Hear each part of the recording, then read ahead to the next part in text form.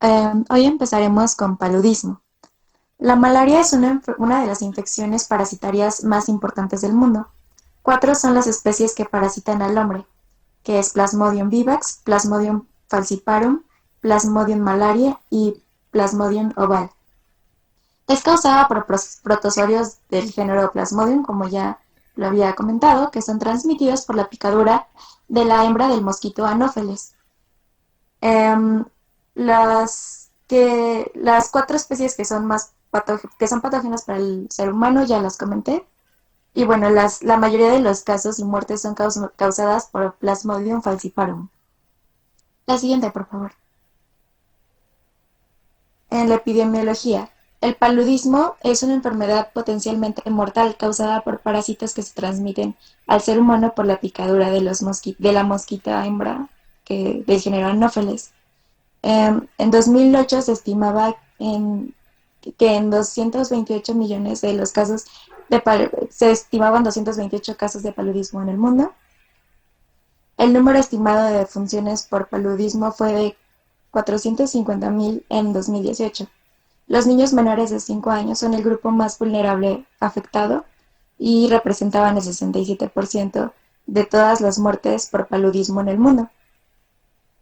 La región de África de la OMS soporta una parte desproporcionadamente alta de la carga mundial de la enfermedad. En 2018 se registró en la región el 93% de los casos de paludismo y el 94% de las defunciones por esta enfermedad. La siguiente, por favor. Ok. Los tipos de transmisión del paludismo son malaria autóctona, que es nativa. Esta se da por transmisión en un área endémica. Malaria importada, adquirida fuera de un área específica. La malaria inducida, malaria adquirida a través de mecanismos artificiales, como la transfusión sanguínea. Por recaída, que son nuevas manifestaciones de la infección por Plasmodium, que son independientes de las manifestaciones de la infección previa. Y la malaria críptica, que son casos de malaria donde la investigación epidemiológica no puede determinar el mecanismo de adquisición. El ciclo de vida inicia cuando la hembra del mosquito Anopheles pica al humano. Los esporozoitos en la saliva del mosquito entran en la circulación sanguínea y viajan al hígado, donde invaden a los hepatocitos. En 4 semanas, los esporozoitos se transforman en esquizantes. Solo en la infección por Plasmodium vivax y Plasmodium ovale, algunos esquizantes pueden permanecer inactivos como hipnozoitos, que son los responsables de causar recaídas clínicas desde semanas a años después de la primera infección. Con la ruptura del esquizante, se liberan los merozoitos. Estos van hacia el torrente sanguíneo. Estos invaden los eritrocitos y esto dura aproximadamente 30 segundos. Cada merozoito puede experimentar un ciclo asexual de reproducción o convertirse en formas sexuales no reproductivas, que son los gametocitos. Los eritrocitos infectados por Plasmodium falciparum se unen a las células endoteliales en las vénulas postcapilares, evitando ser depurados por el vaso. Los gametocitos, una vez que son ingeridos por el mosquito, experimentan reproducción sexual dentro del intestino del mosquito y se producen cientos de esporozoitos infectantes que migran a las glándulas salivales listos para iniciar el siguiente ciclo de vida. La siguiente, por favor. En el cuadro clínico, se presenta como una enfermedad febril aguda. Es caracterizada por escalofrío y temblor, seguido por elevación de la temperatura de hasta 40 grados, sudoración profusa, fatiga extrema y somnolencia. Los paroxismos pueden ocurrir en ciclos terciarios, cada 48 horas, o cuaternarios cada 72 horas. La infección causada por Plasmodium falciparum es más aguda en su presentación, dura menos de 8 semanas después de la inoculación y más grave. Casi todas las muertes por malaria son atribuidas a esta especie. Las manifestaciones incluyen malaria cerebral, anemia grave, falla respiratoria y renal y malaria grave del embarazo.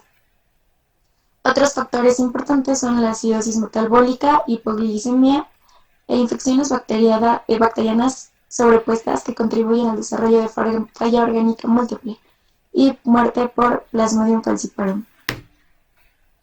El estado conocido como malaria grave se refiere a una persona parasitada con uno o más de los siguientes signos o síntomas, que son postración, que es la incapacidad para permanecer sentado sin ayuda, alteraciones del estado de alerta, dificultad respiratoria o edema pulmonar, convulsiones, colapso circulatorio, sangrado anormal, ictericia, hemoglobinuria o anemia grave.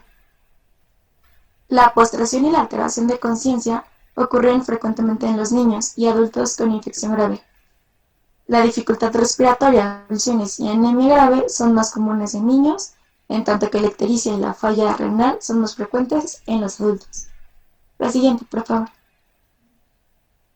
En el diagnóstico, las anormalidades más frecuentes que encontramos son las hematológicas, como la trombocitopenia, una anemia en más del 25% y leucocitosis en menos del 5%.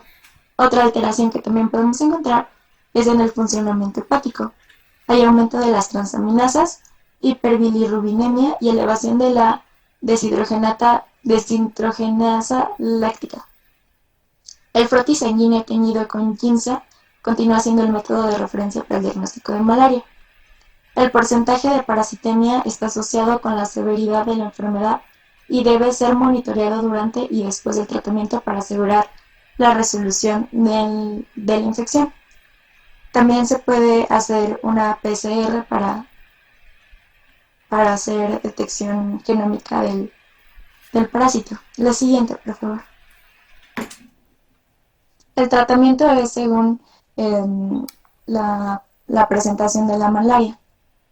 En malaria no complicada por Plasmodium falciparum o especies no identificadas, se da fosfato de cloroquina vía oral, 1 gramo, dosis inicial seguida de 500 miligramos vía oral a las 6, 24 y 48 horas de la dosis inicial. También se da sulfato de quinina, 10 miligramos kilogramo vía oral cada 8 horas durante 3 a 7 días, más uno de los siguientes: doxiciclina, 100 miligramos vía oral cada 12 horas durante 7 días, tetraciclina, 250 a 500 miligramos vía oral cada 6 horas durante 7 días, o clindamicina, 900 miligramos vía oral cada 8 horas durante 7 días. También se puede atovaquone, Proguanil, 250 sobre 100 miligramos, 4 tabletas vía oral cada 6 horas durante 3 días. Y la siguiente, por favor. En malaria no complicada, pues por Plasmodium malaria en cualquier región, se da fosfato de cloroquina vía oral, 600 miligramos dosis inicial, seguida de 300 miligramos vía oral, las 6, 24 y 48 horas de la dosis inicial. En malaria no complicada por Plasmodium vivax o Plasmodium oval, se da fosfato de cloroquina vía oral, 600 miligramos dosis inicial, seguida de 300 miligramos vía oral a las 6, 24 y 48 horas de la dosis inicial. La dosis total es de 1500 miligramos más fosfato de primoquina, 30 miligramos vía oral cada 6 horas durante 14 días. En malaria no complicada por Plasmodium vivax resistente a cloroquina, se da sulfato de quinina, 650 miligramos vía oral cada 8 horas durante 3 a 7 días. Más uno de los siguientes, que podría ser doxiciclina, tetraciclina, mefloquine. La siguiente, por favor. En malaria no complicada en mujeres embarazadas, se da fosfato de cloroquina vía oral, 600 miligramos, dosis inicial, seguida de 300 miligramos vía oral a las 6, 24 y 48 horas de la dosis inicial. La dosis total es de 1500 miligramos, como ya lo habíamos visto antes. En Plasmodium falciparum resistente a cloroquina se da sulfato de quinina, 650 miligramos vía oral cada 8 horas durante 3 a 7 días, más clindamicina, 20 miligramos kilogramo vía oral cada 8 horas durante 7 días. En Plasmodium vivax resistente a cloroquina se da sulfato de quinina, 650 miligramos vía oral cada 8 horas durante 7 días. La siguiente, por favor. Y ya, en malaria grave en cualquier región, se da gluconato de quinitina, 10 miligramos kilogramo dosis, impregnación en infusión para 1 o 2 horas, continuar con infusión de 0.02 miligramos kilogramo minuto para 24 horas, más una vez que el porcentaje de parasitemia sea menor al 1% y el paciente tolere la vía oral, se debe complementar el tratamiento con quinina oral como se recomienda. Doxiciclina, si el paciente no tolera la vía oral, se debe administrar 100 miligramos intravenosos cada 12 horas. Hasta que tolere la vía oral, se dan 100 miligramos cada 12 horas hasta completar los 7 días. También se da tetraciclina, 250 miligramos vía oral cada 6 horas durante 7 días. Y clindamicina, si el paciente no tolera la vía oral, impregnar con 10 miligramos kilogramo y continuar con 5 miligramos kilogramo peso cada 8 horas una vez que tolere la vía oral. Se dan 20 gramos kilogramo día cada 8 horas durante 7 días. La siguiente, por favor. Y ya, como prevención de la malaria, ya habíamos hablado de la prevención por vectores anteriormente, y es lo mismo, se recomienda el uso de insecticidas, mosquiteros, ropa holgada que tenga mangas largas, y eso sería todo.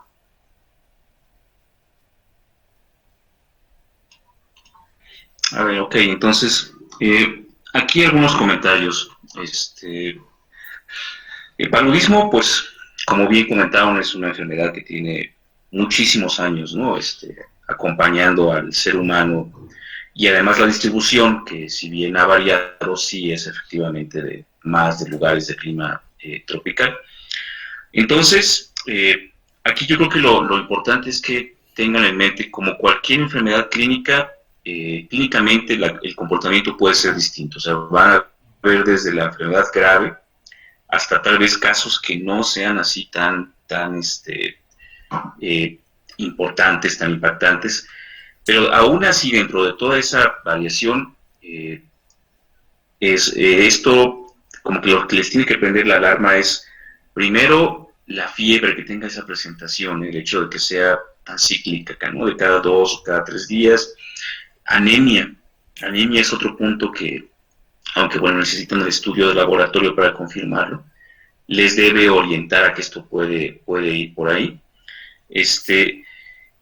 Y habitualmente cuando el paciente ya tiene esa presentación grave, pues esto es de manejo de hospital. Entonces, ahora que hagan su servicio social, tienen que investigar, por ejemplo, si en esa zona en la que están es una zona con incidencia, bueno, siempre tiene que ser un diagnóstico diferencial, además de todos los cuadros febriles que ya vimos la clase pasada, que son transmitidos por el Aedes aegypti.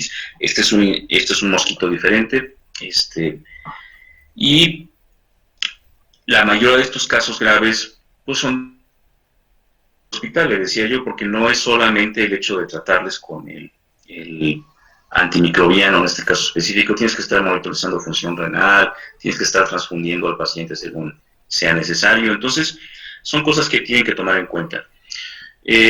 No es una enfermedad muy común, pero por ejemplo aquí en la Ciudad de México, los últimos 10 años a mí sí me tocó ver ya un par de casos, y entonces ahí lo que tienen que investigar es el antecedente de viaje. Estos 2 casos que yo vi son pacientes que habían estado en el Caribe.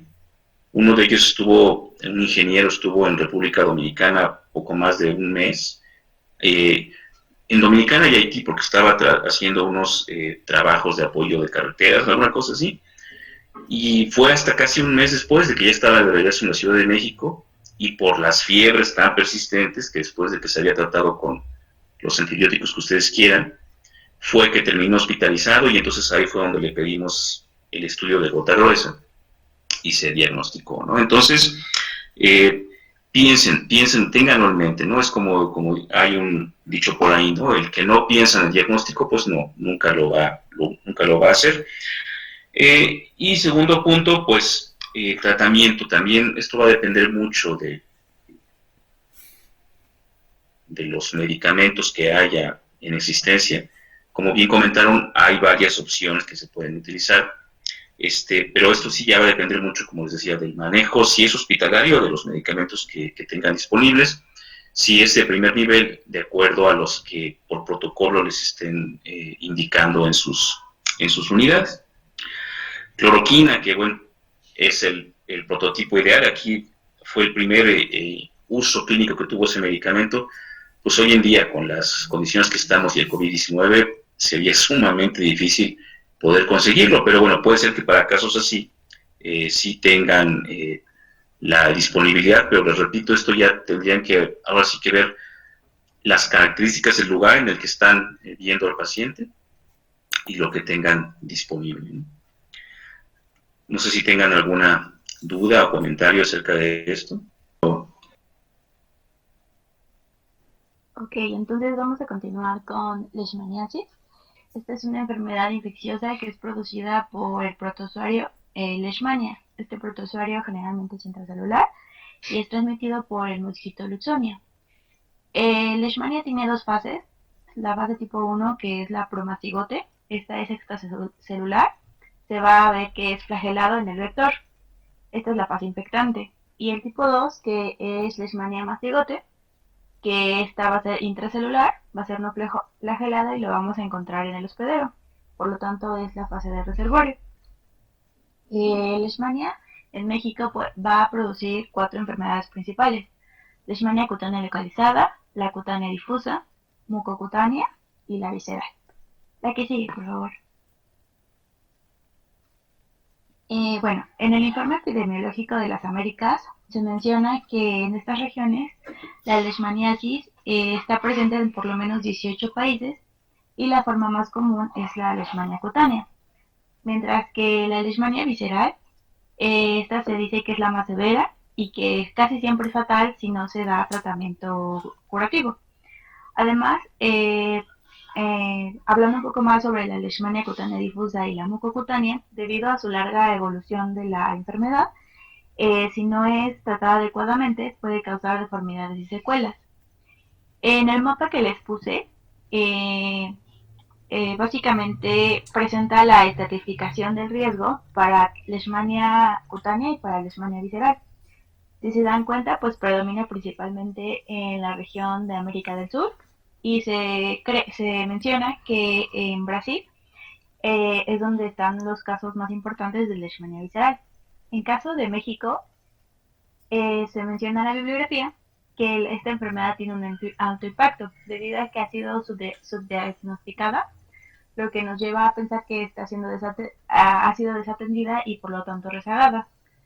En los principales, las principales personas que son afectadas pues van a ser las que viven en sectores más vulnerables y marginales de la población. Igualmente se ha visto que prevalente en áreas agrícolas, principalmente en las productoras y cosechadoras de cacao, café y árboles chicleros. También esta enfermedad se conoce como la manifestación clínica como la úlcera de los chicleros, precisamente por la asociación con ese tipo de áreas agrícolas. En México va a haber diferentes regiones que van a ser, en donde se va a presentar más la enfermedad, principalmente en la región del Golfo, en los estados de Veracruz, Tabasco, Campeche, Quintana Roo y Yucatán, también en las regiones del Pacífico, como Chiapas, Guerrero, Jalisco, Nayarit y Sinaloa, y en la región del centro, predominando más en Morelos y en Puebla. Les había mencionado que la forma cutánea localizada es la más frecuente, sin embargo la forma visceral es más agresiva y se presenta más en niños menores de 5 años. En México va a haber diferentes especies de leishmania. Se han estudiado tres: la leishmania mexicana, que causa la leishmaniasis cutánea, la leishmania infantum, que va a causar la leishmaniasis visceral, y la leishmania brasiliensis, que va a causar la leishmania tanto cutánea como mucocutánea. Hablando un poco más del vector, pues básicamente este es un insecto hembra hematófago de la familia Psychodidae, su familia Phlegotominae, del género Luxomia. La que sigue, por favor. Ok, vamos a pasar al ciclo de vida. La leishmaniasis se transmite al ser humano a través de la picadura del mosquito que les mencioné, la cual pues previamente tiene que haber ingerido sangre de un reservorio infectado con los parásitos. Entonces va a haber dos estadios, un estadio en el mosquito y un estadio en el ser humano. Una vez que la mosca se alimenta de la sangre que está infectada, va a inyectarle el estado promastigote en la piel del humano. Estos promastigotes van a ser, en el ser humano van a ser fagocitados por los macrófagos. En los macrófagos se va a transformar en su fase amastigote y va a comenzar la multiplicación de estas células, como de células de macrófagos como en las células vecinas. La mosca se va, después de esto, pues puede, para que se forme otra vez el ciclo, se va a necesitar que otra vez el mosquito ingiera de un reservorio la sangre infectada con macrófagos, con los amastigotes, va a haber la ingestión de estos, se van a transformar los amastigotes en la fase promastigote en el intestino del mosquito y van a comenzar su migración a la provícide y vuelve a comenzar todo el ciclo. La siguiente, por favor. Ok, las manifestaciones clínicas van a variar de acuerdo a la variedad de la enfermedad. Tenemos a la fase de leishmania cutánea localizada. Esta tiene un periodo de incubación de 2 semanas hasta 6 meses. Se va a presentar principalmente en las regiones de las extremidades, tanto superiores como inferiores. Después a la región a la región de pabellón auricular, para pues en caso de que no haya una autolimitación, se pase al tronco y a la cara. Esta va a iniciar como una mácula en el sitio de la picadura, que puede durar un par de días. Esta después se va a convertir en una pápula, que habitualmente dura 4 días, pasando a ser un nódulo que va a estar formado de macrófagos y parásitos. Este nódulo es el que más tiempo de duración va a tener, para después necrosarse y convertirse en una úlcera. La úlcera va a tener características específicas, sobre todo que esta va a ser indolora, van a ser de formas redondas, va a tener un fondo limpio, va a ser de color rosado, seguido con tejido granuloso, los bordes van a ser indurados y se va a formar una costra serohemática. La que sigue, por favor. Ok, vamos a pasar a la leishmania cutánea difusa. Este tiene un periodo de incubación un poco más variado. Es más grave que la leishmania cutánea localizada. Esta va a ser refractaria al tratamiento y por lo mismo de que va a ser más grave, puede afectar más a las personas inmunocomprometidas. Igual que esta, va a iniciar en va a iniciar en regiones expuestas. Inicia como una pápula en la piel que dura meses, o sea, tiene un periodo más largo de evolución. Después esta se puede diseminar por dos vías, ya sea una vía linfática o una vía de contigüidad, hasta involucrar toda la piel. Se van a formar nódulos hiperpigmentados que van a formar placas y también se van a localizar estas en las salientes óseas. La característica de de esta variedad de enfermedades es que va a respetar el cuero cabelludo, o sea, no se va a presentar en el cuero cabelludo, en las axilas, tampoco se va a presentar en las palmas ni en las plantas de los pies. La que sigue, por favor. Ok, vamos a pasar ahora a la leishmania mucocutánea. Esta tiene un periodo de incubación igual más largo, que va de semanas a meses. Va a afectar principalmente a las mucosas, sin embargo, también se ha visto que afecta a los cartílagos, sobre todo de la cavidad oronasal y la faringe. Esta va a ser resistente al tratamiento convencional y cuando hay una sobreinfección bacteriana puede provocar la muerte en los pacientes.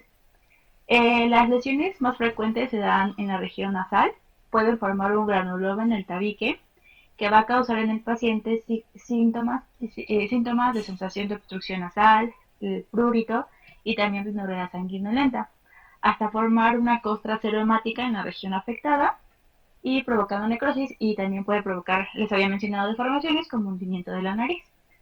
Debido a las localizaciones de las lesiones, pueden provocar ciertas alteraciones, como puede ser la alteración de la fonación e inanición. La que sigue, por favor. Ok, vamos a pasar a la leishmania visceral. Esta tiene un periodo de incubación de 10 días a 24 meses. Va a iniciar como una fiebre intermitente que se va a acompañar de malestar general, pérdida de peso, molestias en el hipocondrio derecho y pancitopenia. También dentro de los signos específicos es que puede haber esplenomegalia indolora, hepatomegalia, linfadenopatía y palidez en tegumentos. Esta enfermedad se suele asociar también con, asociar con ciertas infecciones, sobre todo que afectan a personas inmunocomprometidas, como la neumonía, la diarrea mucosanguinolenta y la TB pulmonar, o la tuberculosis pulmonar, que van a provocar en el paciente, pues, la muerte. La que sigue, por favor. Bueno, el diagnóstico, pues, va a ser tanto clínico como de laboratorio. El diagnóstico clínico nos va a ser útil o va a ser más fácil o más evidente en la leishmania cutánea localizada, juntando los datos epidemiológicos que recolectemos durante el interrogatorio y la exploración clínica. Sin embargo, los datos de laboratorio pues nos sirven para identificar tanto que hay presencia de enfermedad como que está presente el agente etiológico. Va a haber entonces métodos directos y métodos indirectos. Dentro de los métodos directos, la característica es que se puede observar al parásito en la muestra de un paciente. Entonces va a haber diferentes tipos, les había mencionado. Tenemos a los estudios parasitoscópicos que se van a estudiar por la obtención de la técnica de impronta. Aquí va a haber un raspado de la región de la úlcera o el nódulo, que obviamente tiene que estar contaminado por los macrófagos y el parásito, y se va a observar a microscopio. También puede utilizarse a través de una biopsia, de que le saquemos al paciente de la región afectada. El cultivo pues nos sirve más que nada para identificar al agente etiológico, en este caso la fase promastigote del leishmania. Su cultivo va a ser en un periodo largo, puede ser más de 30 días. Y también podemos utilizar la PCR a través de raspados o aspiración de la lesión, a través de una biopsia o a través de sangre total textos que se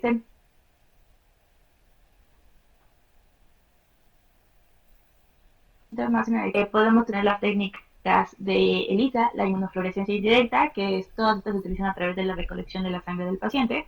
Y también tenemos una prueba específica que es la intradermoreacción con leishmania o reacción de Montenegro.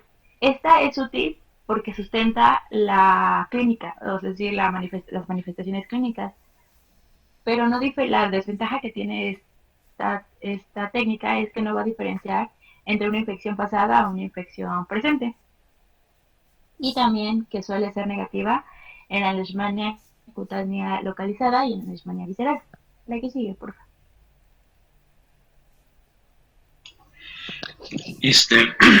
Hasta aquí nada más. El trata. Perdón, comentar, Jimena. Sí. Les envié ahorita al grupo unas guías de referencia al INDE, están actualizadas, son de la 4T. Por lo de las pruebas diagnósticas que estabas ahorita comentando, ¿no? Como tú bien dices, muchas de esas pruebas a veces no son posibles hacerlas en el primer nivel, pero hay lugares especializados. INDRE, Laboratorio Nacional de Referencia Epidemiológica, se supone que afortunadamente se ha diversificado y ya casi todos los estados del país tienen sus laboratorios estatales, ¿no? Donde pueden estar refiriendo, mandando desde las muestras o al paciente para que le tomen la prueba y se pueda procesar. Entonces, vienen ahí más o menos unos lineamientos de cómo tienen, si ustedes son los que van a estar tomando la muestra, cómo la tienen que enviar para que pueda ser procesada adecuadamente y esto les ayude con el diagnóstico. Como les he comentado con los temas anteriores, esto sí va a depender mucho de la zona en la que estén, si es una zona con prevalencia de esto, quien deben de tener ya los protocolos establecidos de cómo el abordaje diagnóstico, qué estudias hacer, cuáles no, el estudio de contactos, por ejemplo, y además con estos lineamientos, bueno, de cómo deben enviar esas muestras, ¿no? Síguele, por favor. Sí. Bueno, entonces vamos a pasar al tratamiento, que se basa básicamente en el empleo de fármacos específicos para la enfermedad y la termoterapia. El primer pilar de fármacos son los antimoniales pentavalentes. Estos se dan de forma parenteral. Vamos a tener dos específicamente, el antimoniato de meglumina, que también se le llama glutathione, y el estivoglunato de sodio, que también se le llama pentostan. Este esquema, la dosis recomendada va de 10 a 20 miligramos durante 20 días consecutivos. Se menciona que no se tiene que exceder los 3 gramos diarios, o en el caso de las formas,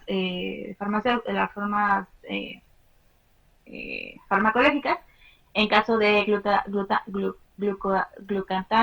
no debe de exceder los 10 mililitros, y en el caso de pentostan no debe de exceder los 8.5 mililitros. Aquí marcaban dos contraindicaciones importantes: la TB pulmonar, en caso de que haya como sobreinfección con la enfermedad, insuficiencia hepática, pancreática o insuficiencia renal. En el caso de leishmaniasis cutánea localizada, cuando solamente se presenta una lesión única, se puede utilizar los antimoniales locales de 1 a 2 veces por semana durante un mes. Para los casos más graves, como la leishmania visceral, se utiliza la misma dosis por 28 días. Sin embargo, aquí se tiene que hospitalizar debido a la gravedad de la enfermedad. Para el caso de la leishmania cutánea localizada y la mucocutánea, la diferencia es la variedad, los días que se les tiene que dar, que son por 30 días. También va a haber otros fármacos que van a ayudar. Por ejemplo, la nifortumimox, que se puede dar junto con estos antimoniales, no siempre, solamente es cuando se ve resistencia. Y también los fármacos de segunda línea, como la anfotericina B, que se tiene que dar cada tercer día a una dosis de 5 a 10 miligramos, que tiene que aumentar paulatinamente 5 miligramos hasta llegar a los 0.5 o 1 miligramo por kilogramo de peso. Y la pentamida, que se da una dosis de 4 miligramos por kilogramo de peso. Esta es 3 veces por semana durante 5 a 25 semanas. Les había comentado también que se da el tratamiento a través de la termoterapia. Puede haber dos maneras. Una es a través de la termocirugía, en donde se aplica calor localizado y controlado. Esto es a 50 grados durante 30 segundos en la lesión. O también calor local para las variedades de la leishmania cutánea localizada y la leishmania cutánea difusa. Esto es a través de vapor de agua 2 veces al día durante 15 a 20 días. La que sigue, por favor. Bueno, la manera de prevenirla, pues es como nos han estado diciendo mis compañeros durante toda la presentación. Va principalmente contra evitar la picadura del mosquito. Utiliza ropa que cubra los brazos y las piernas. También utiliza repelentes, collares impregnados con insecticidas en los perros. También se ha visto que mejoría porque pues pueden ser reservorios. Utiliza repelentes. Para los seres humanos, pues no hay profilaxis ni vacunas, por lo que las medidas en este caso es sería evitar la picadura y también prevenir la enfermedad en el perro mediante la vacuna y los collares insecticidas que se tienen que ser aplicados en la piel del perro para que no sufra la enfermedad. Y la que sigue, por favor. Y ya, no sé si tengan alguna duda. Pues no es tan alta como de otras enfermedades, y sí está más localizada a estas áreas con estas personas que tengan ese contacto tan estrecho con bosques, vegetación, y que obviamente estén en contacto con los insectos, ¿no? Estas flebotomos que tienen varios lugares, varios nombres dependiendo del lugar en el que estén. Son insectos muy pequeñitos, que sí causan una picadura que causa mucha reacción local, independientemente de que estén o no, que sean o no portadores del germen, ¿no?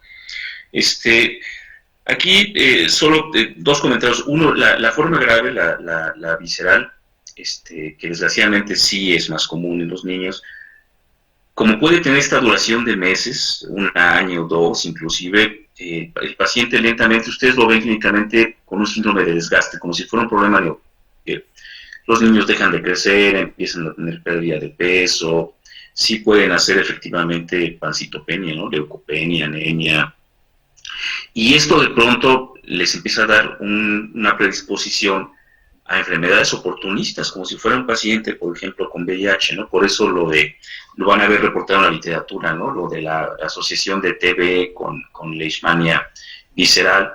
Y bueno, también eso nos da una idea de las condiciones socioeconómicas de donde están los pacientes, ¿no? Mala higiene, hacinamiento, poco acceso a sistemas de urbanización, ¿no? Drenaje, agua potable, etcétera, etcétera, ¿no? Lo que favorece todas estas infecciones. Entonces, bueno, es cosas para tomarlo en cuenta. Y finalmente mencionaste ahorita lo de los mosquiteros con DDT o con algún otro tipo de insecticida. Es algo muy interesante, hay estudios por ahí. Esto, sí, según tengo yo conocimiento, lo empezaron a usar precisamente para paludismo. Entonces, empezaban en zonas muy endémicas a proporcionar mosquiteros y la indicación era que el enfermo y bueno, todos los del entorno tenían que dormir en la noche usando ese mosquitero impregnado con insecticida.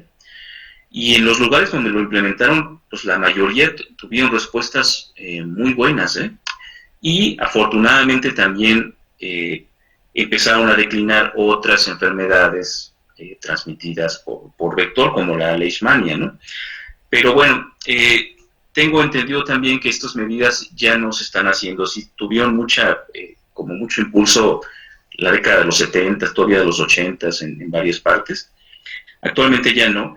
Pero bueno, aquí yo creo que como que el mensaje es, cuando vean pacientes que les están refiriendo estos antecedentes en ellos o enfermedades muy cercanos, como que adelantarse un poco y decir, es que sabes que aparte de todas las medidas de tirar la basura, eliminar los posibles criaderos, implementar eso, insistirles mucho en eso, ¿no? Que tengan mosquiteros en sus casas, tanto en puertas, ventanas, y que consigan mosquiteros para dormir.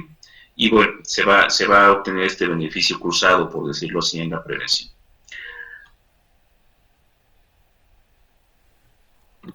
Bueno, ahora pasando a la siguiente enfermedad transmitida por vectores, pasamos a las riquecias. Estas riquecias son un grupo de bacterias que son intracelulares obligadas, que tienen forma de cocobacilos y bacilos, que son gram negativo. El vector que va a transmitir estas bacterias va a ser artrópodos, hematófagos, que son garrapatas, ácaros, pulgas o piojos. Las enfermedades que causan se van a dividir en tres tipos: en las fiebres manchadas, en el tifus y en otro grupo que incluye otras enfermedades. En cuanto a la epidemiología, puse a Estados Unidos, ya que es uno de los países que tiene más reportes de esta enfermedad, en el cual se encuentran 2.2 casos por millón de habitantes en su población general. También hay estados endémicos en los cuales los casos llegan a ser hasta 15 por cada 100.000 habitantes.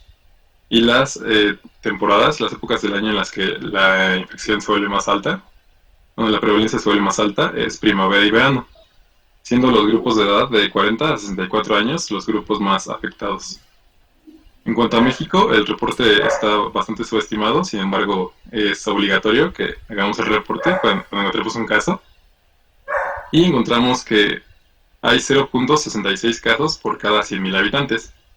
En los registros encontramos que hubo 798 casos en el año 2015, y de los estados que son más endémicos de estas infecciones son Sinaloa y Sonora, con la más alta incidencia, y los meses en los cuales aumenta son septiembre, octubre y noviembre.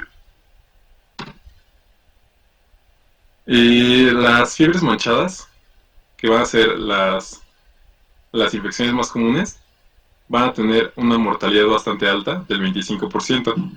La más común de estas va a ser la fiebre manchada de las montañas rocosas, que se puede poner como abreviado como FMMR, y es causado por la Rickettsia rickettsii. Y el vector que la transmite van a ser las garrapatas, Amblyomma maculatum y Rhicephalus sanguineus, que van a ser comúnmente parasitarias del perro. El grupo tifus incluye tres tipos de enfermedades: el tifus murino, el cual su reservorio va a ser la Ratus ratus, que también se conoce como rata negra, y las zarigüeyas. El vector, es decir, la garrapata, va a ser la Xenophila chiopis y la Xenocephalides felis. También el grupo tifus incluye un tifus epidémico, el cual se va a causar por el vector Pediculus humanus corporis, el cual va a ser el piojo del cuerpo humano. Y también tenemos el tifus de los matorrales, que va a ser causada principalmente por ácaros. En el grupo de las otras rickettsiosis vamos a encontrar otras que son causadas por otro género, que es la Ehrlichiosis. Incluye la Ehrlichiosis monocítica humana, que el vector va a ser la garrapata Ixodes. No les puse imagen de esta porque realmente son muy similares y no sabría cómo distinguirlas. Que va a estar causada principalmente, que va a manifestarse principalmente por fiebre, cefalea y fatiga y mialgias con una duración de 2 a 3 semanas después de que se dio la mordedura. Y otra es la Ehrlichiosis granulocítica humana, la cual nos va a dar una variedad de tifus varioliforme. Ahorita vamos a ver bien cómo va a manifestar. En cuanto un poco más a andar en los agentes y vectores, las riquecias, como les mencioné, van a ser intercelulares y van a contener lipopolisacáridos y endotoxinas, con las cuales van a causar la enfermedad. Habitualmente van a infectar células endoteliales de vasos pequeños. Incluyen las dos familias, la Rickettsiaceae y Anaplasmatacea, no sé muy bien cómo se pronuncia, que incluye los otros géneros de Rickettsiaceae, como Ehrlichia, Anaplasma y Neorickettsia. El ciclo de estas bacterias va a ser generalmente como grandes reservorios en animales salvajes. En este caso, pues son roedores silvestres, como ratas de campo, que van a ser reservorios de los vectores de garrapatas, piojos o pulgas que no van a estar controlados. Estas, cuando tienen contacto con los roedores domésticos, es decir, los que suelen convivir de forma cercana con los hombres, van a transmitir su vector, la garrapata o la pulga, al hombre o a los animales domésticos. En caso de que sea al animal doméstico, el animal doméstico lo va a pasar al hombre. La fisiopatología va a estar iniciada, obviamente, por la inoculación en el sitio de la mordedura, ya sea del artrópodo hematófago. Y una vez, se menciona que debe estar la pulga, o el piojo, o la garrapata, debe estar al menos en contacto 24 horas para que se dé la enfermedad. Ya que tenemos la riqueza en el cuerpo, va a haber una fagocitosis inducida como respuesta, y una liberación en el citoplasma por la fosfolipasa A que contiene las riquecias. Posteriormente va a haber una diseminación por vía hematógena, y como les dije, estas bacterias tienen una afinidad hacia las células endoteliales en las cuales van a proliferar, y de estas va a venir un poco las manifestaciones clínicas. Más bien van a venir las manifestaciones clínicas. También como respuesta va a haber un depósito de fibrina y plaquetas, y una respuesta también en la cual va a haber infiltración perivascular de los linfocitos, que nos va a llevar a la vasculitis. El cuadro clínico va a iniciar después de la mordedura, va a tener una incubación de 2 días hasta 2 semanas, y vamos a tener una fase prodrómica, en la cual va a tener síntomas muy inespecíficos. En general, en los síntomas generales encontramos fiebre, malestar general, escalofríos y cefalea. Además, en la fiebre manchada de las montañas rocosas encontramos que también en la fase prodrómica encontramos fotofobia, anorexia, mialgias y artralgias, que esas sí son un poco más características. Posteriormente, vamos a pasar a la fase de estado, en la cual la fiebre va a aumentar hasta los 41 grados, pero va a estar precedida por escalofrío, que va a tener una duración de 2 a 3 semanas. La cefalea va a aumentar su intensidad, y vamos a añadir vértigo, ataque al estado general y hasta alteraciones del estado de conciencia como estupor y delirio. También podemos encontrar la piel seca, también debido a la vasculitis, y conjuntivitis ocular intensa, ¿no? También podemos encontrar tos seca, náuseas y vómitos, acúfenos, sordera y rubicundez facial. Esto, como les mencioné, va a ser dado totalmente por la vasculitis provocada por la bacteria. Después de la fase de estado, pasamos a la etapa clínica, en la cual va a ser específica para cada una de las enfermedades. En la fiebre manchada de las montañas rocosas, vamos a encontrar una triada particular, la cual va a ser la fiebre elevada, la cefalea y la erupción cutánea, la cual va a tener como características que va a iniciar de forma no pruriginosa, de forma generalizada, y después va a evolucionar a lesiones papulares. También vamos a encontrar vómito y dolor abdominal y alteraciones neurológicas como confusión, convulsiones y hasta signos de meningitis. De los cambios oftálmicos también encontramos la conjuntivitis que ya les mencioné y otras más graves como papiledema y hemorragias retinianas. También va a aumentar la intensidad de la tos y podemos llegar incluso a tener disnea y podemos llegar hasta tener compromiso cardíaco debido a una pericarditis y a una miocarditis general. El tifus epidémico va a estar caracterizado igual por la cefalea intensa, escalofríos, fiebre y mialgias. El exantema va a ser particular en la parte superior del tronco y en las axilas. Estas van a ser lesiones maculares, van a ser rosadas que no van a ser confluentes y posteriormente van a evolucionar en todo el cuerpo a una forma maculopapular que de tantas lesiones llegan a ser confluentes. El tifus murino, su lesión, su exantema, va a ser maculopapular, que va a tener predominio en tronco y aparte va a tener complicaciones en el hígado y en el riñón. Para el diagnóstico, va a estar apoyado en la anamnesis, en la evolución y en el cuadro clínico que presenta, pero para la confirmación va a ser totalmente serología. Las pruebas que están indicadas es la prueba de aglutilación de Weil-Felix, en la cual vamos a buscar los antígenos, que son comunes en todas las especies de riquecias. También tenemos la reacción de fijación en superficie de Ruiz-Castañeda y otras técnicas como fijación del complemento e inmunofluorescencia indirecta. Y también podemos tener, también podemos realizar, si lo tenemos disponible, una PCR. El tratamiento van a ser las tetraciclinas. Y bueno, como ejemplo tenemos la doxiciclina, a una dosis de 100 miligramos cada 12 horas por 7 días por vía oral. Si están contraindicadas las tetraciclinas, podemos ocupar clonafenicol. Las tetraciclinas pues están contraindicadas en el embarazo, ya que son de tipo de clasificación C, y van a teñir los dientes, ¿no? En general la mejoría va a ser notoria en las 24 horas y a los 3 días vamos a encontrar al paciente totalmente febril.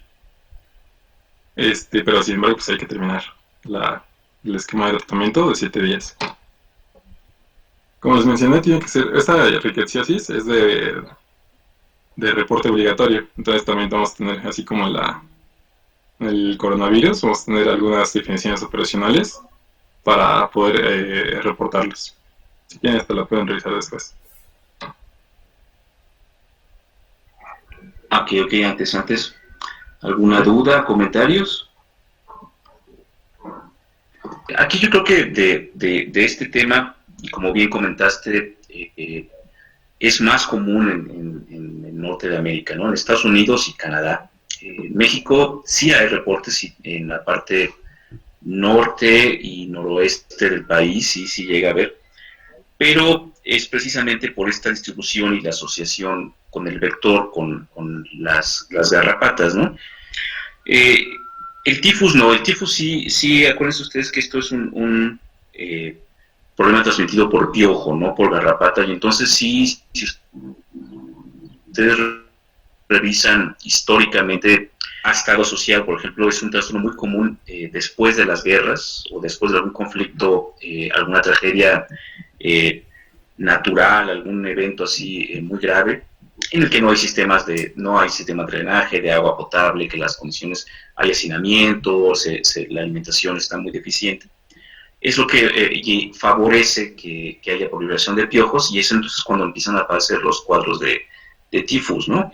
Entonces, en Europa, en Estados Unidos, en muchos lugares, si ustedes leen por ahí en Historia de la Medicina, van a ver eh, casos muy fuertes, ¿no? Con mortalidades inclusive muy altas, ¿no?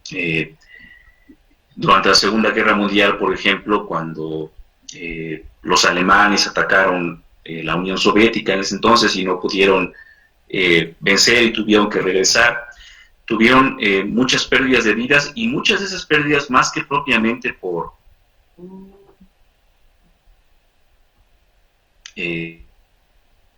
lesiones de guerra o que los haya suficientes de higiene, hacinamiento y climas fríos además. Ustedes han visto moldura, por ejemplo, que algunos de ustedes tienen animales costeros, ¿o no? Tiene algún perro y ha tenido la mala fortuna de ver cómo lo muerden las garrapatas, cómo atacan. Son bichos extremadamente resistentes. Entonces, por ejemplo, hay hasta técnicas especiales, ¿no? De cómo debes retirar a una garrapata que está mordiendo a una persona o a un animal, porque estos bichos, una vez que muerden a la persona, quedan fijos, y es más fácil que al quererlos retirar a la fuerza los rompas, se quede, por ejemplo, las mandíbulas o la cabeza adheridas a la piel, y entonces eso va a causar otra reacción local por cuerpo extraño, ¿no? Y entonces se puede empezar a formar granulomas, puede tener sobreinfección bacteriana, y estos bichos, una vez que han mordido a la persona o al animal, pueden estar 24 o 36 horas hasta que se sueltan, y todo ese tiempo están ingiriendo sangre, están comiendo. Entonces, por eso se dice, ¿no?, que para que estas riquezas puedan llegar desde el tubo digestivo de la garrapata hasta la boca, las glándulas salivales, pues sí se necesitan horas, ¿no? Por eso hablan por ahí de que tiene que ser una picadura de más de 24 horas, ¿no? Entonces, como lo vamos a ver un poco más adelante, en estos países, en Estados Unidos, en Canadá, todas estas enfermedades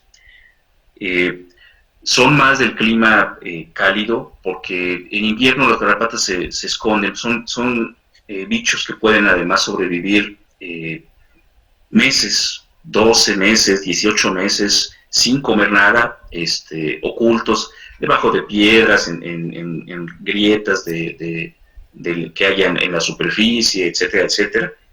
Y una vez que hay nuevamente la época de calor, se activan. Además, durante la época de calor en estos lugares, pues es cuando empiezan otra vez a ver animales o seres humanos en el ambiente, y es cuando aprovechan para poder alimentarse, ¿no? Lugares, por ejemplo, como Canadá, ¿no?, donde el clima es muy, muy frío. Hay gente que dice, ¿no?, en Canadá hay nada más 2 estaciones del año, ¿no? Invierno y junio y julio, y nada más, ¿no? Entonces, el hecho de que estas épocas con clima menos frío sean tan escasos, favorece también que la aparición de personas. Normalmente la mayoría de las personas pues no salen de su casa o están muy localmente en las ciudades o en los lugares, pero una vez que hay buen clima, pues la gente sale. La gente sale y van al campo y van a los parques nacionales a acampar, y desgraciadamente todo eso favorece que durante esas épocas sea cuando se ve más transmisión de estas enfermedades, ¿no? Si no tienen alguna duda o comentario, seguimos, por favor. Ahora la enfermedad de Lyme, que también se le conoce como borreliosis por el agente causal, es causada por la Spirocheta Borrelia burgdorferi, la cual va a ser transmitida por un vector, el Ixodes scapularis, que también se conoce como garrapata del ciervo, y esta va a ser la zoonosis por garrapata más frecuente de todas. En la epidemiología, nuevamente, en comparación, Estados Unidos reporta anualmente hasta 23.000 casos, y de los cuales la enfermedad de Lyme o borreliosis va a ser el 90% de todas las enfermedades causadas por las garrapatas. Se reportó que entre 1982 a 2010 aumentó 75 veces los casos reportados. En cuanto a México, las áreas endémicas van a ser nuevamente del norte, Baja California, Yucatán, todos los estados que tienen colindancia con el Golfo de México, y la zona noreste de la República. La información pues va a ser muy escasa. En cuanto a la gente y el vector, las garrapatas, ixodes, van a estar se van a alimentar en sus estadios inmaduros en los roedores, que estos van a funcionar como reservorio.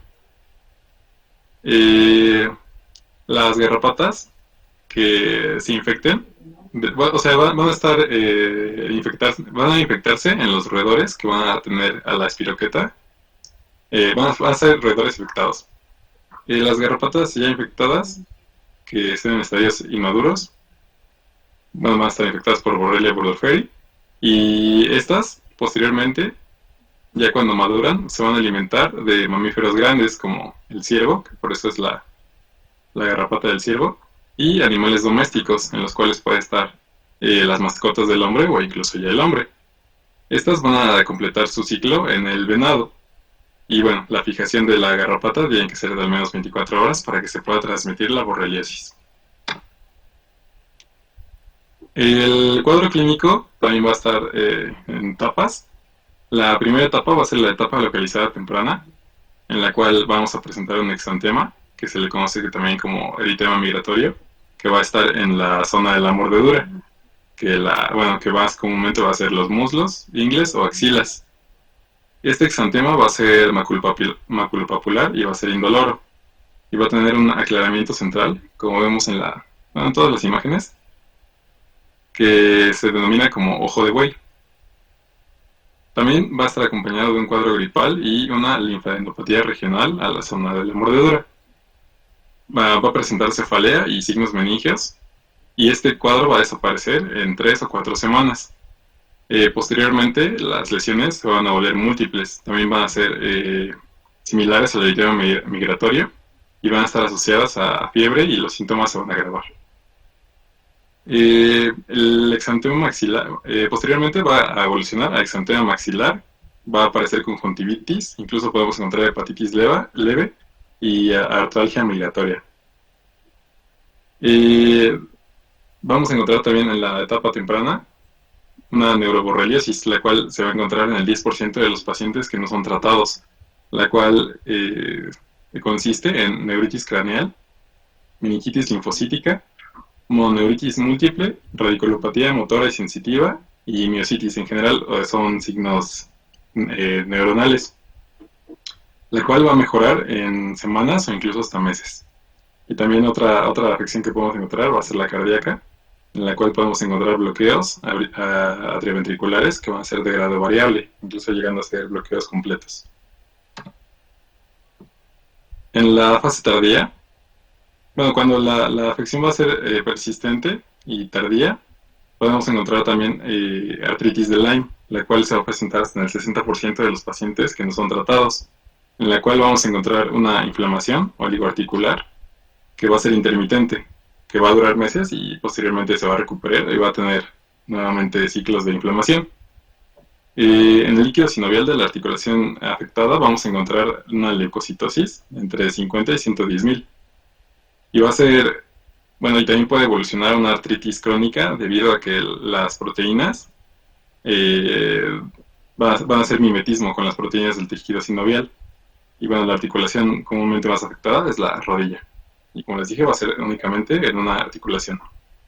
La neuroborreliosis también puede evolucionar a crónica, en la cual puede tener polineuropatía axónica crónica, dolor radicular vertebral y parestesias a la distancia. También podemos encontrar alteraciones cognitivas y trastornos del estado de ánimo. Estos pueden persistir hasta más de 10 años sin el tratamiento adecuado. Y el otro, que es se define como síndrome post-Lyme, este va a ser va a consistir en dolor musculoesquelético, fatiga y dificultades cognitivas.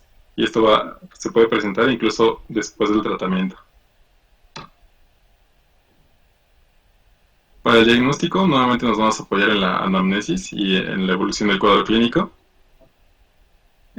También con la epidemiología, si la región es endémica, y finalmente con los estudios serológicos para la confirmación. Si tenemos, bueno, si se dice que si tenemos un eritema migratorio en un área geográfica que es susceptible a estas infecciones, va a ser pactognomónico de una borreliosis. Otro estudio serológico es el PCR, en el del eritema migratorio, y otros van a ser muy poco sensibles. Entonces el PCR del eritema migratorio va a ser también como el indicado.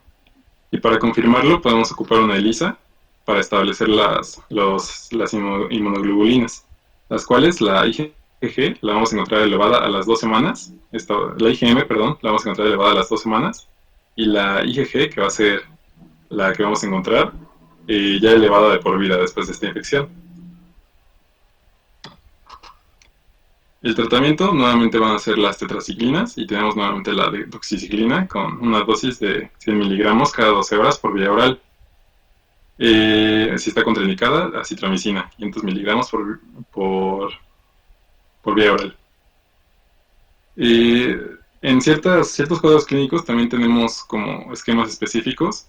Por ejemplo, en la enfermedad temprana que tiene exantema migratorio, el esquema va a durar 14 días con acitromicina. Si tenemos neuroborreliosis o un bloqueo o una afección cardíaca con bloqueo atrioventricular, la duración del tratamiento va a ser de 14 a 28 días.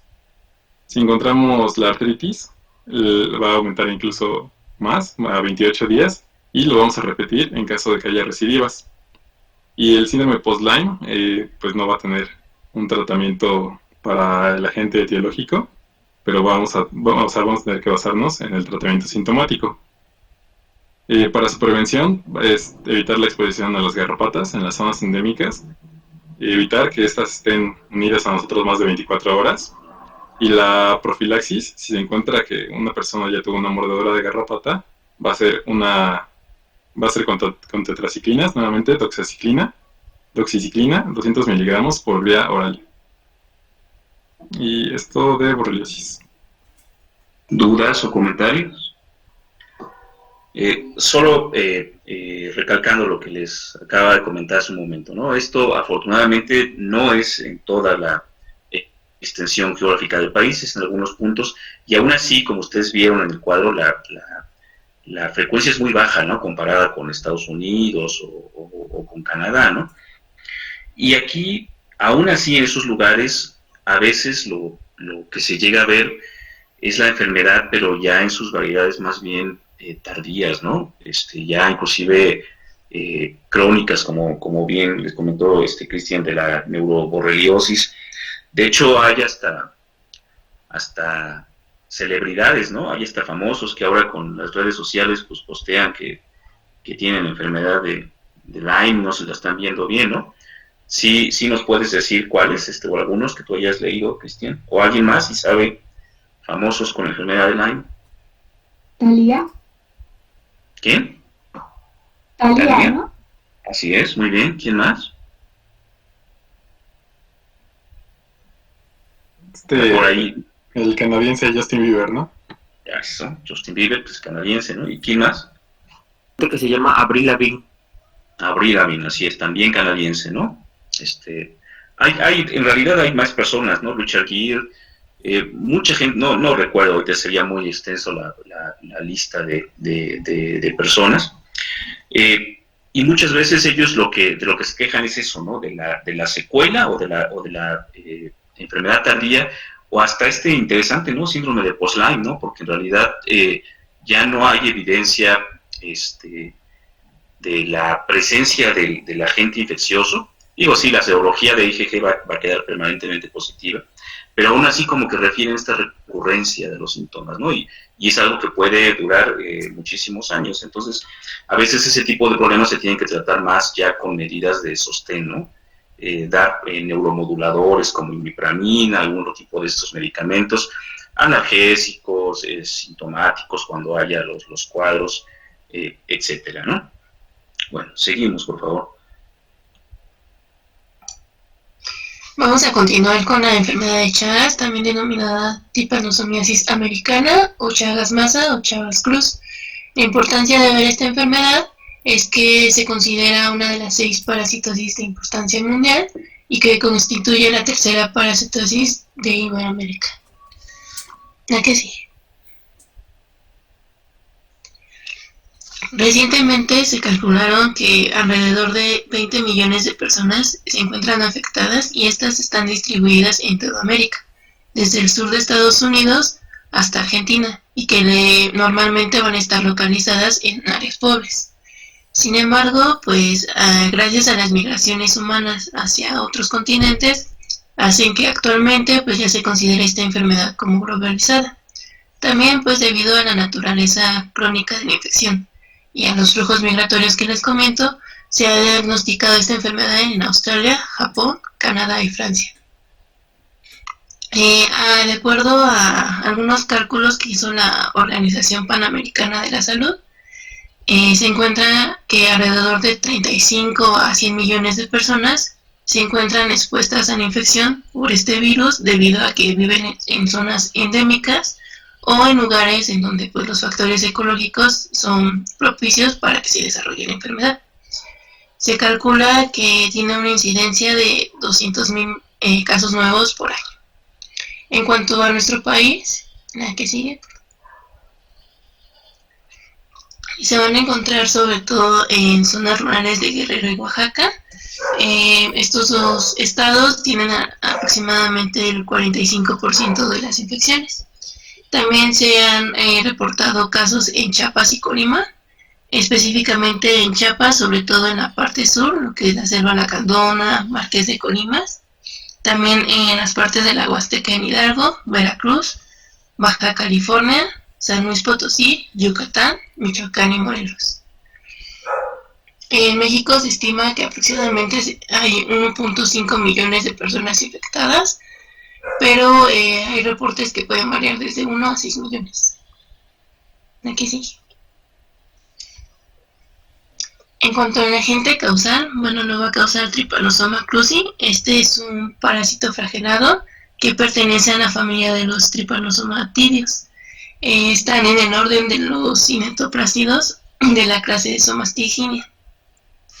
Su ciclo biológico, aunque la forma tradicional de la adquisición de la enfermedad en forma vectorial es la más frecuente, se ha observado en un aumento marcado en la transmisión de la enfermedad por vía oral, debido al consumo ya sea de bebidas preparadas a base de frutas u otros vegetales contaminados con las heces de ese parásito, o incluso por secreciones de mamíferos infectados. También se han encontrado reportes, aunque en menor proporción, se ha documentado una vía de transmisión congénita, ya sea transplacentaria o por el canal de parto. También transfuncional, por accidentes de laboratorio, por trasplantes e incluso por lactancia.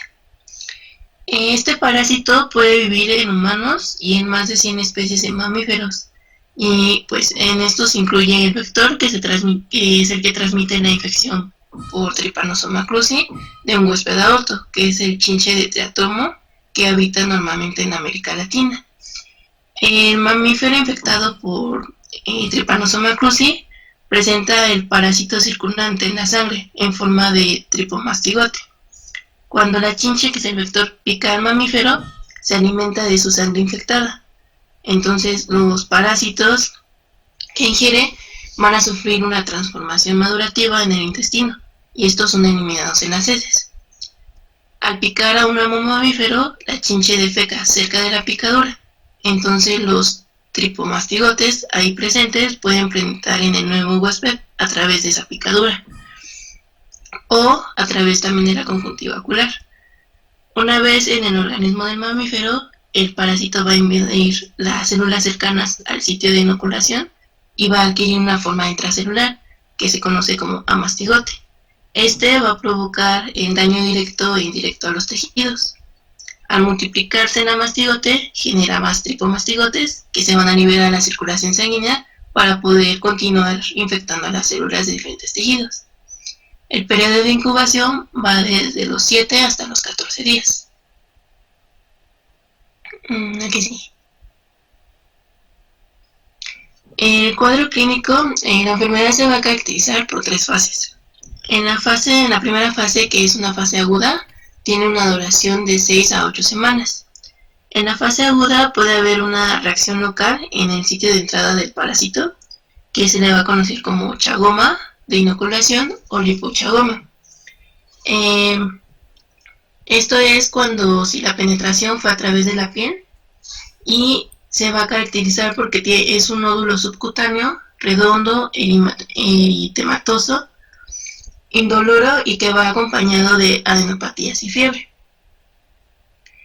Si la penetración fue a través de la conjuntiva o del párpado, aparece lo que se llama signo de Romaño. Este es un edema bipalpebral unilateral, indoloro, con adenopatías periauricular. Estos dos se pueden acompañar con síndrome febril, adenopatías, esplenomegalia, exantema, anemia, dolor óseo y muscular y pueden aparecer meningoencefalitis y miocarditis temprana. Aquí sigue. La segunda fase es una fase indeterminada, asintomática o también denominada latente. Aquí, inicia de la semana 8 a la semana 10 después de la infección y los pacientes pueden durar de 10 a 50 años en esta etapa. Aproximadamente del 60 al 70% de los pacientes van a permanecer en esta etapa. Aquellos pacientes que ya tengan una afección en los nervios craneales y periféricos y una destrucción de las células nerviosas ganglionares van a pasar a una fase crónica, que es alrededor del 20 al 30%. En esta fase crónica es cuando ya aparecen las complicaciones de esta enfermedad. Van a afectar tanto vísceras y órganos importantes. A nivel de corazón, los pacientes pueden presentar arritmias, insuficiencia cardíaca, aneurismas ventriculares. Esto es importante porque la causa principal, al menos de un 50 al 65% de los casos de la muerte por una cardiopatía de Chagas va a ser una muerte súbita, una insuficiencia cardíaca congestiva y apoplejía, por lo cual es importante hacer un diagnóstico oportuno para poder enviar a estos pacientes a un especialista para que trate estas complicaciones. La que sigue. También van a tener crecimiento de vísceras, como un megaesófago y megacolon. En el caso de que tengan un megaesófago, los pacientes van a presentar disfagia o lindofagia y tos por regurgitación. En el caso de que tengan un crecimiento de su colon, van a tener dolor abdominal, estreñimiento por una despresión de fecalomas. También van a presentar dilatación en uréter, vejiga y vesícula y otras afectaciones digestivas como gastroparesia, hipocloridria, enteropatía del intestino delgado e hipertrofia de glándulas salivales. ¿La que sigue? También puede haber tromboembolismo en varias partes, como lo son en pulmón, riñón, cerebro y vaso. Los parásitos también pueden invadir el hígado y en la médula ósea y provocar también manifestaciones neurológicas que se van a manifestar como cambios cognitivos, convulsiones, hemiparesias y afasias. Aquí sigue. Para el diagnóstico, este es un diagnóstico clínico, pero para confirmar hay que hacer otras pruebas. El parásito puede encontrarse en sangre, en líquido cefalorraquídeo y en tejidos con tinción de Gibbs, o también se pueden efectuar cultivos en medios especializados. La búsqueda del parásito puede realizarse también en una capa leucocitaria, en el sedimento resultante de la centrifugación del suero sanguíneo. Pueden también detectarse anticuerpos como IgG e IgM por hematoclonación o inmunofluorescencia. También se pueden realizar PCR en casos ya muy específicos y reacciones de fijación del complemento. Las técnicas parasitoscópicas se van a hacer sobre todo cuando el paciente se encuentre en una fase aguda y las técnicas inmunoserológicas cuando se encuentre ya en una fase aguda tardía y crónica de la enfermedad. La que sigue. En cuanto al tratamiento, bueno, los únicos dos fármacos que se autorizan para tratar la enfermedad de Chagas son los que están en pantalla. El Nifurnimox lo que va a hacer es que va a producir radicales libres y metabolitos electrofílicos que le va a ayudar a que se inhibe el desarrollo intracelular del parásito. En cuanto al bendidazol, este va a actuar en la cadena, sobre la cadena respiratoria y un problema que tiene este fármaco es que carece de actividad para el amastigote. El que más se utiliza en nuestro país es el segundo. Hay que tener cuidado con estos medicamentos porque tienen efectos adversos importantes, como son alteraciones neurológicas, parestesias, insomnios, convulsiones, alteraciones digestivas, pérdida de peso, dolor abdominal, astenia. Entonces, estos efectos secundarios pueden aparecer en el 70% de los casos, por lo que hay que estar vigilando estos efectos adversos y, como pueden ver, el tratamiento es un tratamiento muy largo, o sea, hasta por 65 días o hasta 120 días. Entonces, cuando aparecen estos efectos adversos, pues ya son muy marcados, hay que quitar el tratamiento y tratar estos efectos. Por lo tanto, la prescripción de estos medicamentos va a estar contraindicados en mujeres en periodos de lactancia, pacientes con alcoholismo, en personas hepatópatas, nefrópatas, que tengan trastornos neurológicos graves y también en el embarazo porque tiene efecto teratógeno. Bueno, aparte de la posible administración de estos dos fármacos, el tratamiento de la enfermedad de Chagas aguda y crónica va a ser sintomática, por lo que hay que evaluar al paciente y mandarlo a la especialidad correspondiente. La tasa de curación es del menos del 60% en la etapa crónica y alrededor del 70% en la etapa aguda. ¿Qué sigue? Bueno, en cuanto a las medidas preventivas, se recomienda el rociamiento de las casas y sus alrededores con insecticida con el fin de poder eliminar el vector. También mejorar las viviendas para prevenir la infestación por el vector debido a que esta chinche se puede localizar en las grietas de las casas. También puede hacer medidas preventivas personales como el empleo de mosquiteros y buenas prácticas higiénicas en la preparación, en el transporte, almacenamiento y consumo de los alimentos. Hay que hacer cribado en la sangre donada y órganos, tejidos o células donadas debido a que les comentaba en un inicio que también hay reportes que esta enfermedad se puede adquirir debido a esto.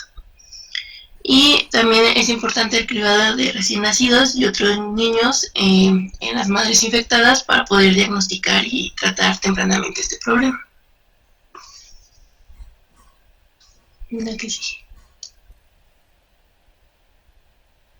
¿Dudas o comentarios? Aquí yo creo que lo importante es que... ¿Sí? ¿Alguien por ahí? Perdón.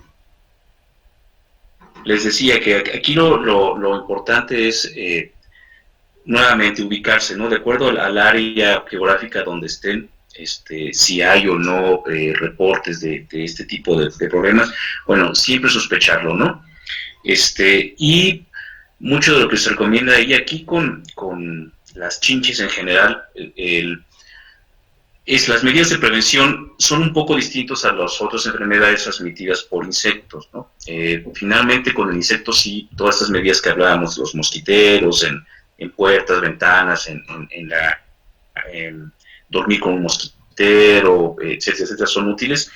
Aquí con las chinches y sobre todo con esta chinche besucona, que también la reconocen así, es un poco distinto, porque estos bichos viven dentro de la vivienda donde están los seres humanos y habitualmente se esconden, entonces sí pueden efectivamente ocupar desde grietas en las paredes, grietas o uniones en los muebles de madera, por ejemplo, entre las patas de la cama y propiamente el cuerpo de la cama, en ventanas, en cortinas en las ventanas o dentro de closets o armarios en las ropas. Entonces, por eso la recomendación aquí sí va más en el sentido de eso, ¿no? Si hay estos desperfectos en las paredes, grietas, todo esto, bueno, hay que repararlas o pintarlas.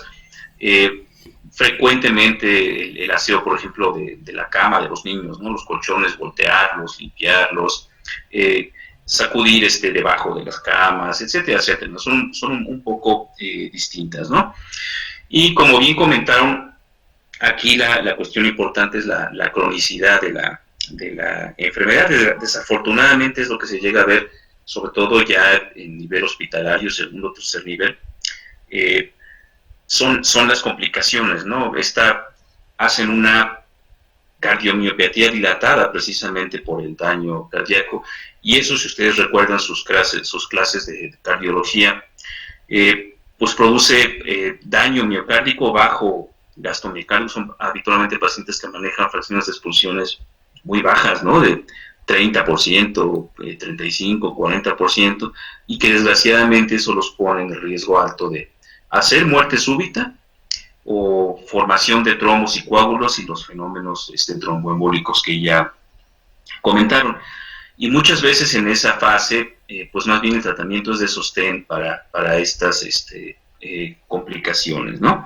El tratamiento para las fases agudas, pues sí que efectivamente, como bien lo comentan, son tratamientos tóxicos de larga duración y que desgraciadamente tampoco garantizan la curación en un índice muy alto, ¿no? De 100% más. Entonces, realmente sí, aquí lo importante más es la prevención.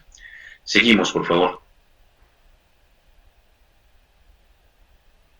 Ok, vamos a seguir con la leptospirosis, que esta es una enfermedad causada por una bacteria espiroqueta del género Leptospira. Esta está difundida entre los animales domésticos y silvestres. Los reservorios más comunes pues van a ser tres principales: las ratas, los perros y el ganado y los cerdos. En las ratas, la leptospira icterohemorragia es la más frecuente, en los perros la canícola y en los cerdos la pulmona. La que sigue. Es el agente más... perdón. El agente causal más frecuente es la Leptospira interrogans. Listo. La que sigue. Okay. Dentro de la epidemiología es importante resaltar que las zonas que tienen mayor prevalencia para esta enfermedad son las zonas de clima tropical o subtropical, y también se asocia a cuando los lugares tienen alta incidencia de las lluvias, debido a lluvias torrenciales e inundaciones en áreas endémicas. Hay factores de riesgo importantes, generalmente son actividades ocupacionales o recreativas. Las que se resaltan más en el manual de procedimientos estandarizados para la vigilancia de la leptospirosis es la ganadería, los criadores de cerdos y ganaderos, los agricultores, los jardineros, los cultivadores de arroz, los veterinarios, los trabajadores y los trabajadores en alcantarillas. Igualmente se ha visto sucesión a que predomina más en el género masculino y en el rango de edad de 35 a 69 años de edad.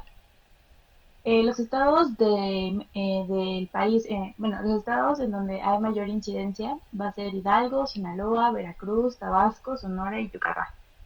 La que sigue, por favor. Bueno, les había mencionado que los principales reservorios pues va a ser el roedor.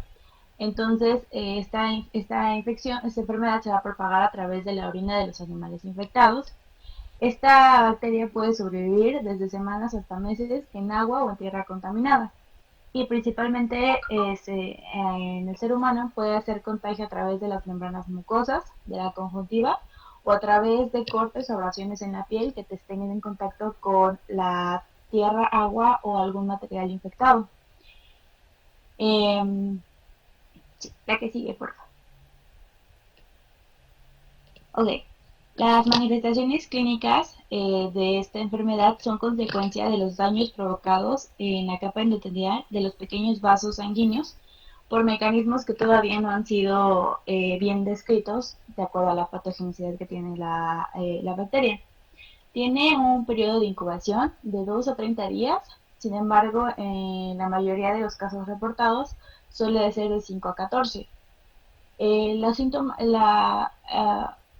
no son tan frecuentes, generalmente se dan, en asintomáticos.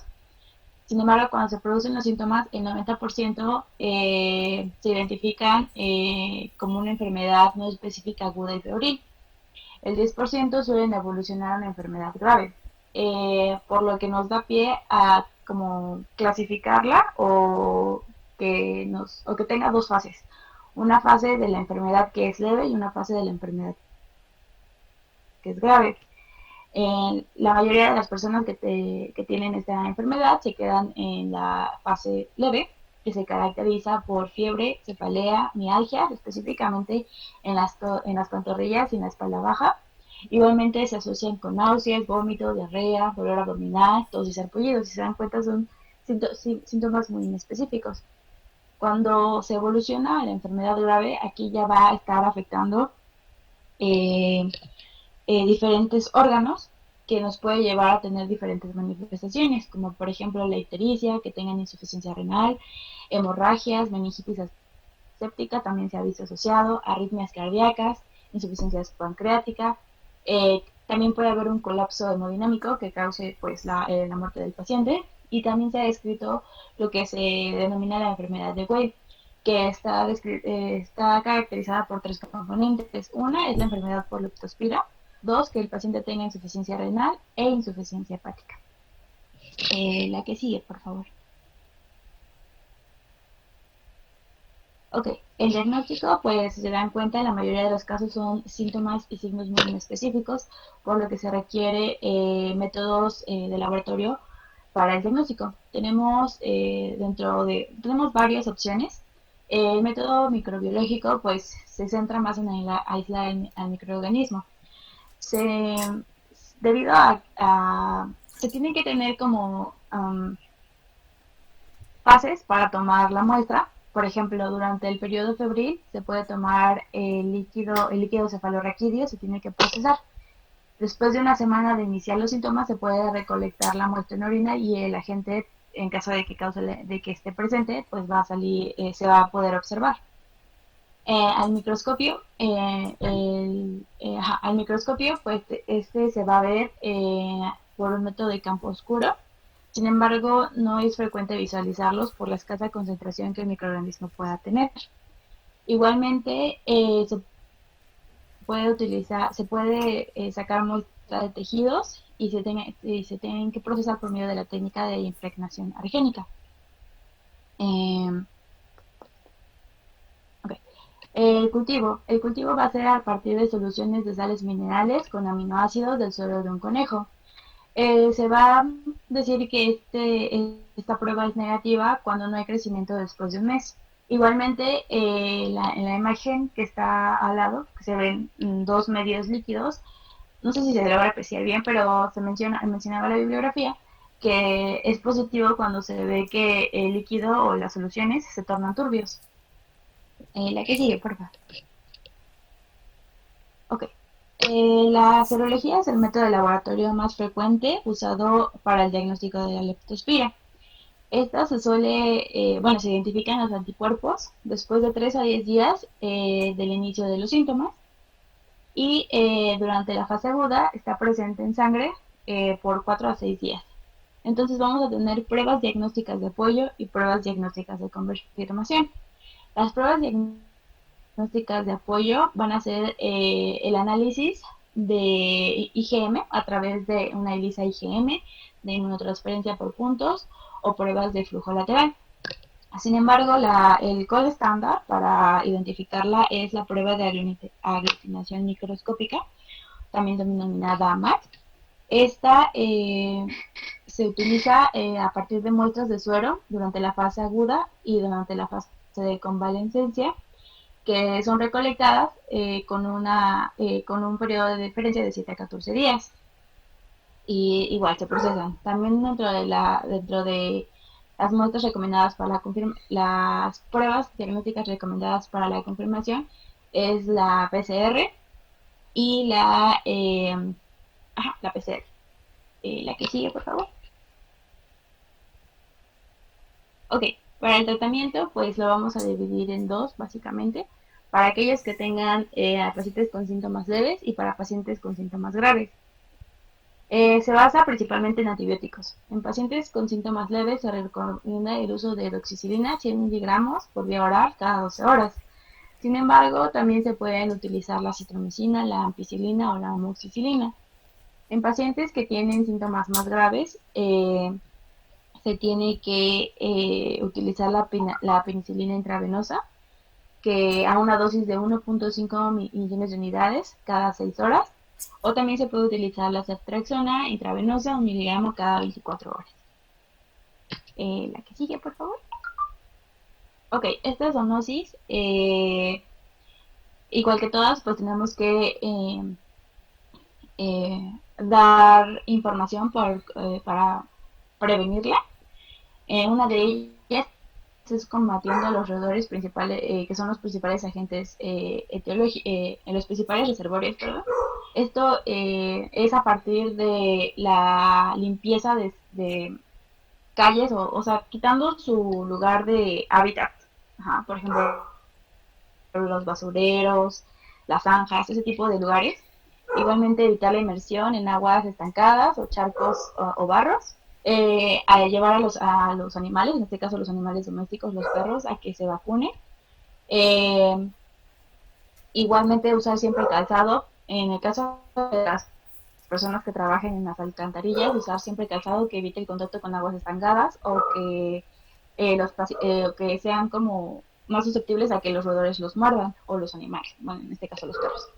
Igual usar guantes y en zonas donde son endémicas, vacunar a los perros y a las vacas. Y creo que ya es la última.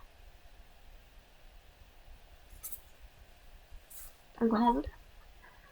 Quiero decirles que la leptospirosis es un reto diagnóstico, entonces seguramente si ustedes revisan por ahí en la literatura, si buscan en internet, se van a dar cuenta que hay varias publicaciones que son comunicaciones de casos, reporte de un caso, leptospirosis, tal, porque estos pacientes que enferman de forma muy grave, muy aguda, habitualmente los diagnósticos diferenciales pues es un abanico enorme, ¿no? Entonces son pacientes que habitualmente llegan por sospecha de una endocarditis bacteriana o por una insuficiencia hepática de etiología terminal, con falla renal, que tampoco se sabe bien qué está pasando.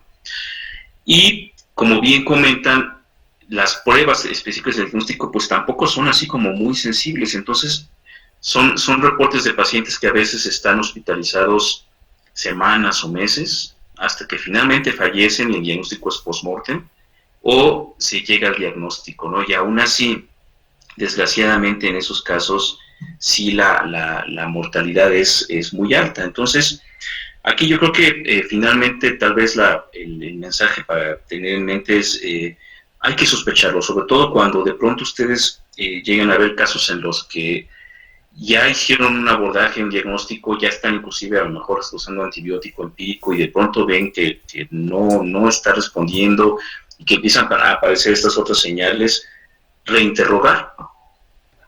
Muchas veces el paciente pasa por alto ese tipo de cosas, ¿no? De que estuvo trabajando en un sitio donde que se inundó o se rompió un drenaje o una alcantarilla o este contacto con animales, ¿no? Entonces, buscar, reinterrogar un poco en ese sentido y bueno, si es así, tener la sospecha diagnóstica. Sí, los tratamientos orales de mantenimiento que comentas son habitualmente una vez que el paciente se egresa, ¿no? Y que pudo superar esto, pero como les decía, desafortunadamente sí, en muchos casos el paciente no sobrevive, ¿no? Porque sí son problemas muy graves. No sé, dudas, preguntas hasta aquí de todo lo que hemos visto, muy extensos. Entonces, nuevamente la recomendación, revísenlo, estudienlos. Por ahí les mandé algún otro documento oficial de la Secretaría de Salud sobre enfermedad de Chagas, también para que lo revisen. Y bueno, ya nos estamos muy pasados del tiempo. Cualquier duda, comentario que tengan, bueno, pues ya saben las vías para estar en contacto. Yo creo que sí, platiquen con el doctor Montiel, perdón, ahora en la siguiente sesión,